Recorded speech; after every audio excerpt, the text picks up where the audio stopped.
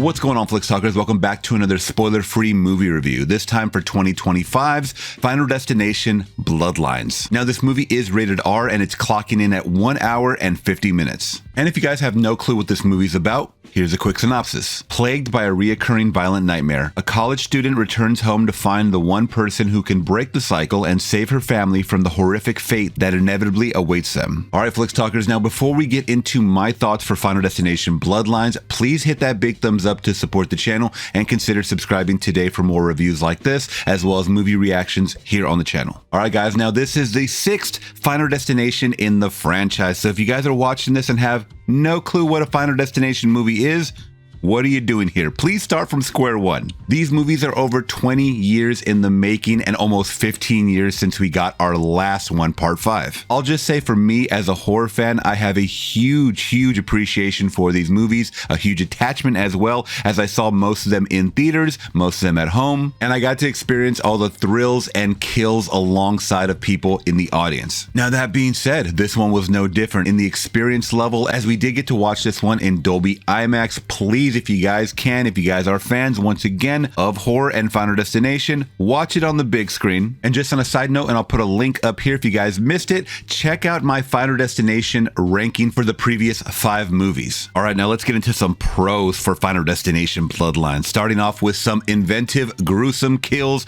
as usual. I didn't know how they were going to take it. This is 2025. We're still using a lot of CGI, but guess what? We're using a lot of practical, I noticed. Now, as someone that watches a lot of older movies and a lot of older horror movies on this channel, I do appreciate to my core the art of practical horror. Yes, I understand for a modern audience it may look silly, it may look hokey. To me, it's just more authentic and real. Though I will say there is a lot of CGI because there's a lot of things that you couldn't do in real life without obviously harming people. But I will say even with their overuse of CGI, it did look pretty clean. Now I will recommend going into this movie blind. Possibly do not watch any trailers for this movie, as they do allude to a lot of spoilers. You kind of know who's gonna die in this scene and how they're gonna die. Trust me, there is a lot of fake outs in Final Destination fashion, but as the scene was building up, I was like, okay, I remember that from the trailer. I think they're gonna die like this, and they absolutely did. Now, another pro of mine was they did take it back, man. Like it says, Bloodlines, they do focus on some family lineage that has to do with cheating death and a little more elaboration on how these things can extend so many decades without dying. I think this generational aspect just added so much depth to a story like this. Usually when you think of a Final Destination movie, you're just like, okay, throw some cool shock out horror kills at me and satisfy me for a few hours. But I feel like this movie went a step further and tried to make it a full constructive movie. Also, you can't have a horror movie like Final Destination without some good dark humor, and they balance that. I love that. Obviously, the subject of death is very serious and scary, but they do break the tension with a dull knife by inserting a little bit of comedic humor in there. This movie is definitely self-aware, which I did appreciate as well. We're talking about some crazy kills once you see them, so you yourself as an audience member have to obviously suspend disbelief and just kind of be there for the journey with these guys. Now, another pro of mine, guys, was the opening premonition. Now, once again, you guys probably know which one it is just by seeing the trailer, but that's okay. Once you see it in all of its gory glory, I like the twists and turns they took in this one. Like I said, it does tie in and follow this family lineage of someone that believes they know how to cheat death, right? It's always someone that knows how to cheat death, but this person in particular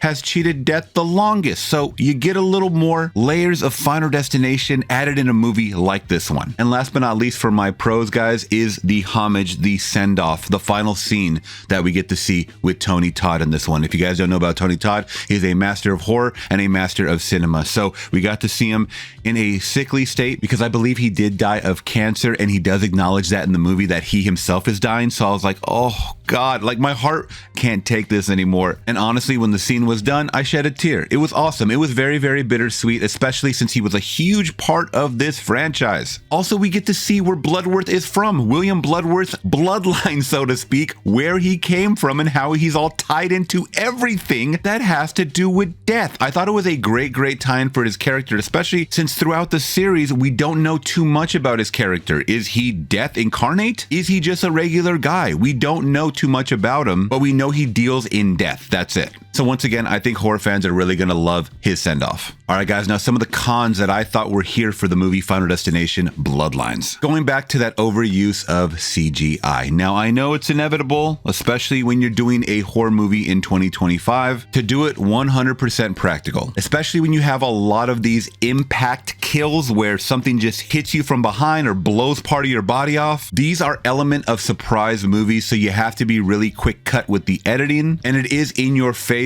Literally, I will just say that, in your face shock gore that possibly couldn't be achieved or at least look cool if it was achieved impractical. So I just thought there was a lot of overuse of CGI in this one for my taste once again, but it didn't really suck me out because even an overuse of CGI will add to a wackiness of a movie like this. Once again, that is self-aware, but obviously at some points it feels like you are watching a cartoon. Now, once again, this goes back, at least for me, for watching a lot of the trailers for this movie. I am a fan, so I was kind of looking at all the featurettes and different clips along the way before this movie came out, but I felt like it was a very, very predictable movie. Yeah, they shimmied in a lot of back lore that I wasn't expecting, but even with the use of a lot of fake outs, you want to keep this audience guessing. And in a lot of scenes I was guessing, but in a lot of scenes I was predicting and I was correct. That's what you don't want to do as a director, man. You want to fake me out. All right, and another con of mine is some of these characters were extremely unlikable. Now, if you guys have watched my ranking for Final Destination,